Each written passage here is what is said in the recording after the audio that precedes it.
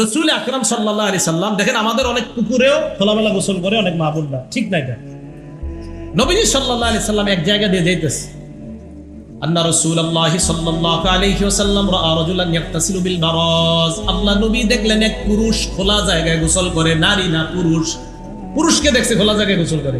ফাইদা তাসালা আহাদুকুম ফালইয়াস্তাতির, তোমাদের কেউ যখন গোসল করো একটু পর্দা টর্দা দিয়ে গোসল করো। পুরুষরে কইছে, নারীরে না। তাহলে নারীদেরটা কি বলবেন? একটা পুরুষকে দেখছে খোলা জায়গায় গোসল করে, একটা গামছা রাখা দরকার গোসল করার সময়, অন্য যেন আপনার শরীরের দিকে নজর না দেয়। আল্লাহ আইনু হাক্কুন আর নজর হাক্কুন, নজর কিন্তু লেগে যায়।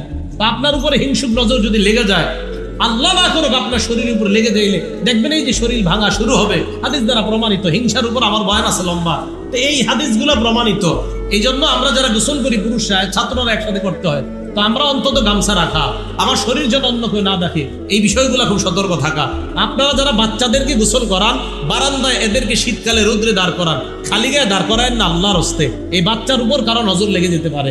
মাঠে খোলা গায়ে বাচ্চাগুলোরে ছেড়ে দিবেন না, অন্য কারো নজর লাগতে পারে।